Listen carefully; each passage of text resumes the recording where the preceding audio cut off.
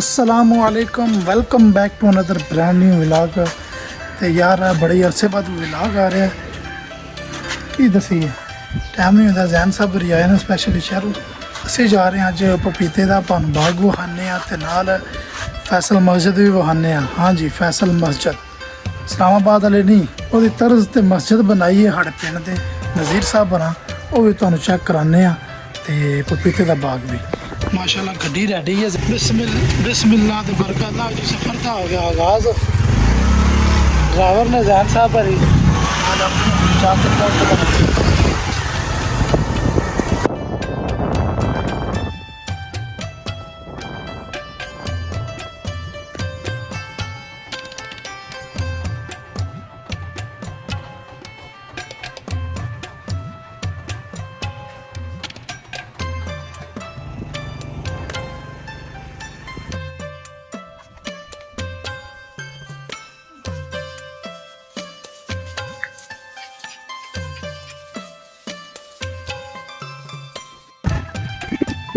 जनाब असी इस टाइम पहुंच आए हैं पपीते के बाग के कोल। चेक कर रहे हो दूर ही नजर आ रहा होगा। चेक करो सारा पपीते का बाग है। तो वेलकम बैक जनाब। तो असी पहुंच आए हैं बाग के कोल बाग के विच। चेक करो बाग स्टार्ट हो रहा तकरीबन 1 एकड़ के रकबे के उत्ते बाग लगे है। तो चेक करो तुम माशाल्लाह यह पपीते का दरख्त है। तो पपीता जड़ा ना पपीते का दरख्त पपीतिया के नाल भरी यार उन की आंदे ने। अरे कहना क्या चाहते हो? भरया होया पपीते का जड़ा बाग है ना पपीते के फल के नाल भरया पे माशाल्लाह। छोटा जिहा तुसीं ये वेख सकते हो पपीता भी। चेक करो खुशबू माशाल्लाह जड़ी ना बहुत ही प्यारी है। अक्सर मैं दे कोलों गुजरना वा ते इहदी खुशबू इंदी हुंदी है कि मेरा ये दिल करता मैं एक बारी चक्कर कट्टा ते खोक खावा मगर अजे पक्के नहीं है।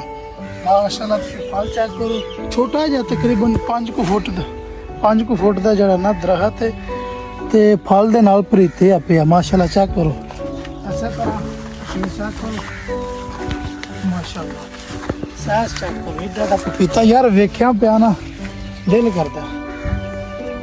तकरीबन 6 फुट की हाइट होनी है ते इड्डे प्यारा फल है इड्डा लजीज है।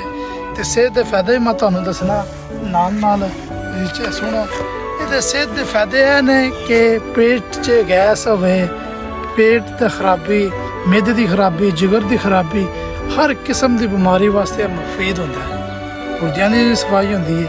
वैसे कीमत मैं को नहीं मगर जो कुछ मैनू पता है मैं तुहानू दस रहा। ये बहुत ज़्यादा फायदे ने। तुम डॉक्टर को जाओ तो तुहानू पता लग जाए तुम आखो कि तुहानू दवाइयां थोड़ियां छड़ी जाएंगी। बाकी यह हैं छोटे छोटे दरख्त है जोड़े कि उन्हें ताज़े लाए थे मगर फिर भी माशाल्लाह फल ना तक बहुत ज़्यादा। तो तकरीबन 2-2-2.5 किलो का एक जड़ा ना फल है फल का साइज है। बाकी यह बड़े भी दरख्त नाल लगे हुए जोड़ा कि उन्हें पहला दे लाए ने। इन्हों की तकरीबन हाइट होनी है मेरे ख्याल 20 फुट हाइट होनी है। बाकी तुम चेक करो ना तो फल लगे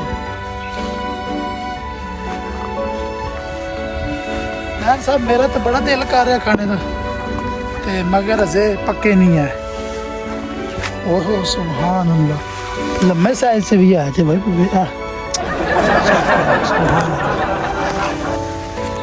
बाकी यार तुम देखो वीडियो तुहानू मज़ा आएगा।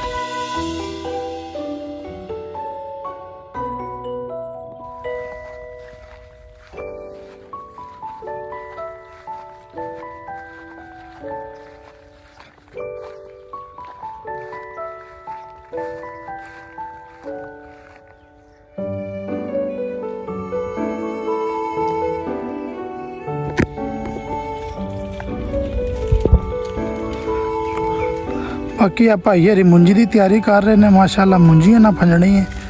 असी तो नाल वीडियो बनाना है सन ड्रम लैके जा रहे हैं रवायती तरीके ना मुंजी फंजनी है। तो कुत्ता वेखो सिक्योरिटी के तौर पर नाल ही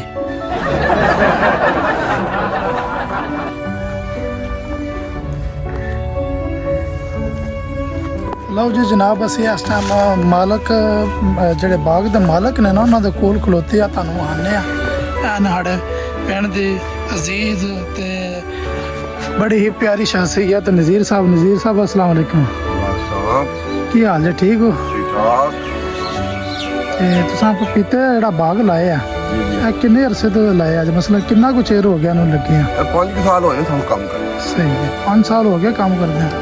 ਤੇ ਇਹਦਾ ਜਿਹੜਾ ਫਲ ਹੈ ਉਹ ਕਿੰਨੇ ਕੁ ਚਿਰ ਤੱਕ ਰੈਡੀ ਹੋ ਜਾਂਦਾ ਹੈ? ਇਹ ਸਾਲ ਤੱਕ ਲੱਗ ਜੂ। ਯਾਨੀ ਸਾਲ ਤਿਆਰ ਹੋ ਜਾਂਦਾ। ਜਾਂ ਸਾਲ ਬਾਅਦ ਫਲ ਤਿਆਰ ਹੁੰਦਾ ਹੈ। ਠੀਕ ਹੋ ਗਿਆ। ਤੇ ਮਾਸ਼ਾਅੱਲਾ ਤੁਸੀਂ ਚੈੱਕ ਕਰ ਸਕਦੇ ਹੋ, ਨਾਲ ਹੀ ਜਿਹੜੀ ਹੈ ਨਾ ਇਹਨਾਂ ਦੀ ਜਿਹੜੀ ਪਨੀਰੀ ਨਰਸਰੀ ਹੈ ਬਣੀ। ਤੇ ਇਹ ਕੁਝ ਬੂਟੇ ਥੋੜੇ ਤਿਆਰ ਹੋਏ ਨੇ ਮਾਸ਼ਾਅੱਲਾ, ਤੇ ਕੁਝ ਬਿਲਕੁਲ ਜਿਹੜੇ ਨਾ ਨਵੇਂ ਲਾਏ ਨੇ ਨਾ। ਤੇ ਬੜੀ ਸੋਹਣੀ ਬਹਿਣ ਦੀ ਜਗ੍ਹਾ ਬਣਾਈ ਹੈ। ਤੇ ਪਿੰਡ ਦੇ ਬਜ਼ੁਰਗ ਬੰਦੇ ਤੇ ਕਾਬਲ ਇਹਤਰਾਮ ਬੰਦੇ ਬਹਿ ਕੇ ਤੇ ਨਾਲ ਗੱਪਸ਼ਪ ਕਰਦੇ ਨੇ, ਗੱਪਸ਼ਪ ਮਾਰਦੇ ਨੇ ਤੇ ਨਾਲ ਖੁਸ਼ਕਾ ਛਕਦੇ ਨੇ। ਬੜੀ ਸੋਹਣੀ ਜੀ ਬੈਠਕ ਬਣਾਈ ਹੈ। ਤੇ ਉਮੀਦ ਕਰਦੇ ਹਾਂ ਤੁਹਾਨੂੰ ਅੱਜ ਦਾ ਜਿਹੜਾ ਵੀਡੀਓ ਵਧੀਆ ਲੱਗਾ ਹੋਵੇਗਾ। ਅਗਰ ਵਧੀਆ ਲੱਗਾ ਤੇ ਇਹਨੂੰ ਲਾਈਕ ਕਰੋ ਤੇ ਸ਼ੇਅਰ ਕਰੋ, ਤੇ ਤਾਂ ਕਿ ਜ਼ਿਆਦਾ ਤੋਂ ਜ਼ਿਆਦਾ ਬੰਦੇ ਵੇਖਣ ਤੇ ਉਹਨਾਂ ਨੂੰ ਸਾਡੇ ਪਿੰਡਾਂ ਦੀ ਪਹਿਚਾਣ ਹੋਵੇ, ਪਿੰਡਾਂ ਦੇ ਕਲਚਰ ਦਾ ਪਤਾ ਲੱਗੇ। ਓਕੇ ਬਾਏ, ਅੱਲਾ ਹਾਫਿਜ਼।